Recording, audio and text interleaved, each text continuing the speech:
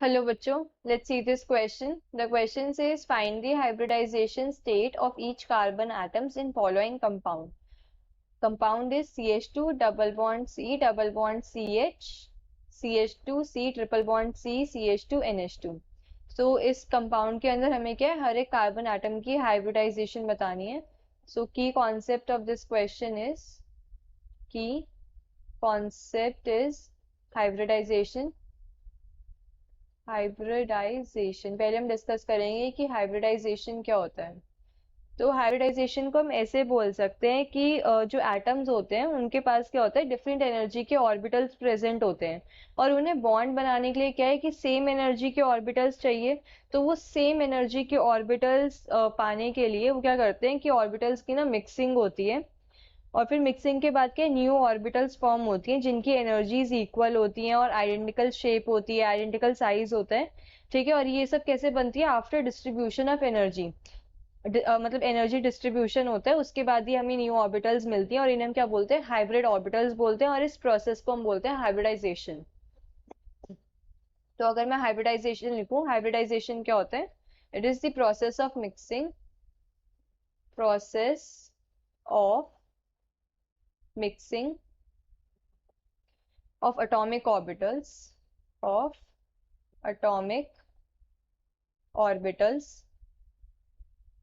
having slightly different energies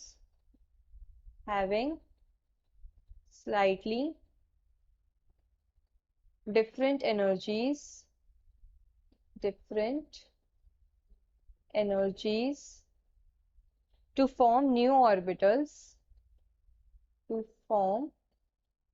new orbitals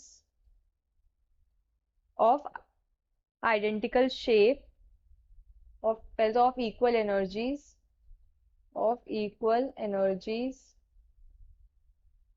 and identical shape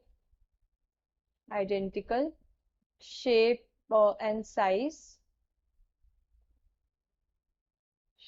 after the distribution of energy, after the distribution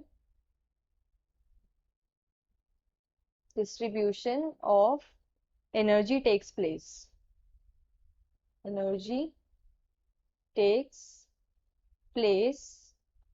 Is known as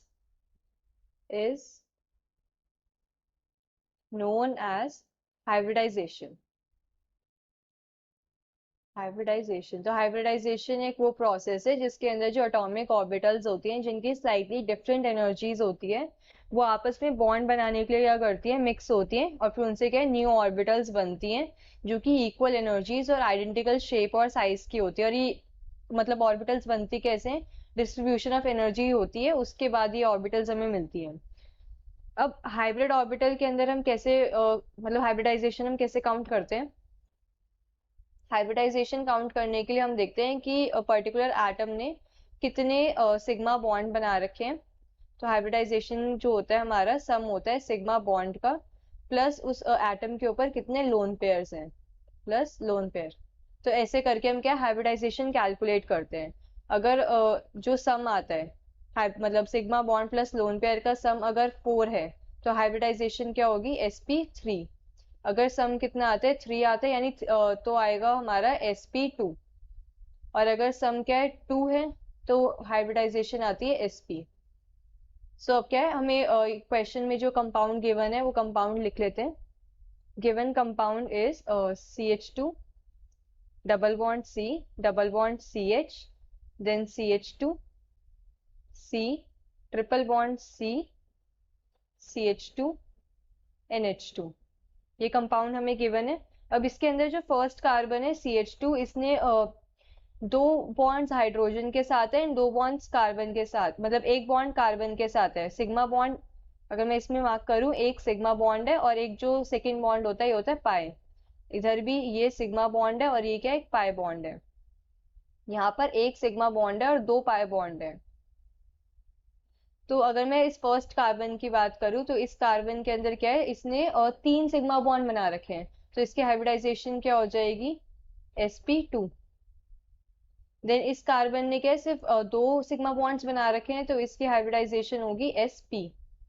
moving to this carbon, इस carbon ने भी तीन, इस carbon ने एक hydrogen के साथ है और एक बाकी दो कार्बन के साथ है, तो तीन बना रखे हैं सिग्मा बॉन्ड, तो इस कार्बन की हाइब्रिडाइजेशन होगी sp2।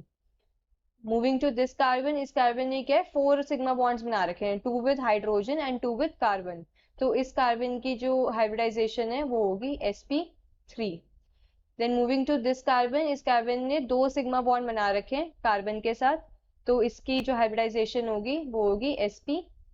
इस कार्बन ने भी दो बॉन्ड्स बना रखे हैं सिग्मा बॉन्ड्स, तो इसकी भी sp। देन इस वाले कार्बन ने फोर बॉन्ड्स बना रखे हैं, two with hydrogen, one with carbon and one with nitrogen, तो इसकी जो हाइब्रिडाइजेशन होगी वो होगी sp3। एंड नाइट्रोजन ने क्या है कि तीन तो सिग्मा बॉन्ड्स बना रखे हैं एंड एक नाइट्रोजन के पास क्या होता है लोन पेयर होता है, तो सम क्या हो गया 4, तो नाइट्रोजन की भी हाइब्रिडाइजेशन क्या होगी यहाँ पे sp3। तो कार्बन की sp2, देन sp, फिर sp2, sp3, sp, then sp, then sp3 and then sp3, ये हाइब्रिडाइजेशंस है। So hope you understood this well. Best of luck.